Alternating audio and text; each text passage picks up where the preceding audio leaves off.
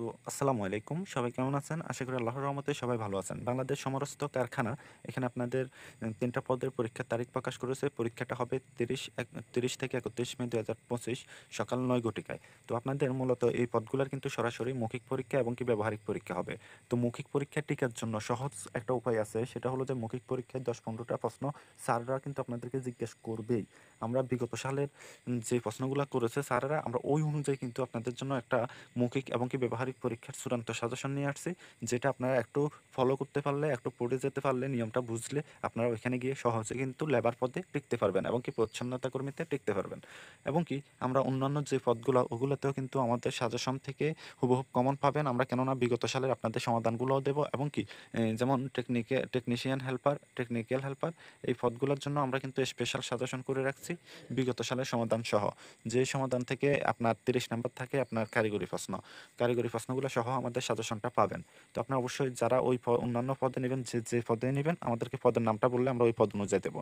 শুধুমাত্র আমাদের দেওয়া নাম্বারে হোয়াটসঅ্যাপে যোগাযোগ করবেন, হোয়াটসঅ্যাপের মাধ্যমে কিন্তু অ্যাপটা নিতে পারবেন। তো আশা করি সবাই বুঝতে পারছেন এখানে পরীক্ষাটা কেমন হয়। এখন আসুন লেবার এবং কি পরিচ্ছন্নতা কর্মী এবং কি আদালি এই ৩টা পদের জন্য পরীক্ষাটা কীরকম হবে, প্রথমে কী হবে এবং কি এখানে কেন ২ দিন লাগবে এই বিষয়টা আপনাদেরকে ক্লিয়ার করে দিই। কেননা এখানে প্র্যাকটিক্যালের একটা বিষয় থাকে, যেহেতু এটা লেবার পরিচ্ছন্নতা কর্মী আদলি সর্বনিম্ন স্তরের ২০তম গ্রেডের পদ। এখানে এই কারণে কিন্তু প্র্যাকটিক্যাল পরীক্ষার কারণে আপনাদের এখানে ৩০ থেকে ৩১ মে করা হলো। ৩০ থেকে ৩১ এর মধ্যে আপনাদের মানে এই ২ দিনের ভিতর আপনাদেরকে যেগুলো করাবে ব্যবহারিক পরীক্ষাগুলো নেবে এবং কি মৌখিক পরীক্ষাটা নেবে। মৌখিক পরীক্ষাটা এখানে টিকা খুবই ইজি। যেমন ১০-১৫টা ইম্পর্টেন্ট প্রশ্ন প্রত্যেকটা বছর কিন্তু এই প্রশ্নগুলো করা হয় সবাইকে। ওই প্রশ্নগুলো যদি সঠিকভাবে আপনার আনসার দিতে পারেন এখানে টিকার সম্ভাবনা খুবই বেশি থাকে। কেননা এখানে লিখিত পরীক্ষা হবে না, এখানে মৌখিক এবং কি ব্যবহারিক পরীক্ষা হবে। ব্যবহারিক যে পরীক্ষাগুলো নেওয়া হয় এই পদগুলোতে সেটা হলো চাই প্র্যাকটিক্যালি আপনাদেরকে কাজ দিবে।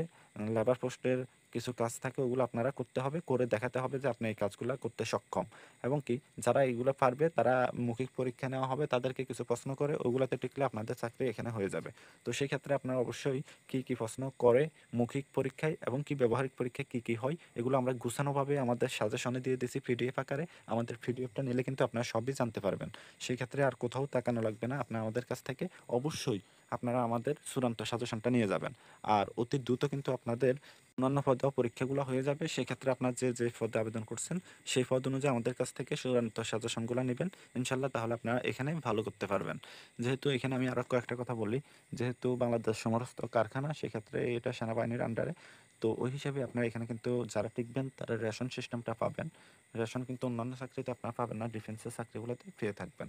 সেই ক্ষেত্রে এটা বেসামরিক হলেও আপনারা এখানে কিন্তু রেশন সুবিধা, চিকিৎসা সুবিধা এগুলো কিন্তু পেয়ে থাকবেন। তো আশা করি এই চাকরিটা তাহলে অন্যান্য চাকরির থেকে তুলনামূলক অনেকটা ভালো হবে। তো আপনি অবশ্যই এখানে টিকার চেষ্টা করবেন। আর আমাদের সাজেশনটা একটু লক্ষ্য করবেন, ভালোভাবে পড়বেন, নিয়মটা বুঝবেন, তাহলে সহজে এখানে গিয়ে আপনি ভালো একটা কিছু করতে পারবেন।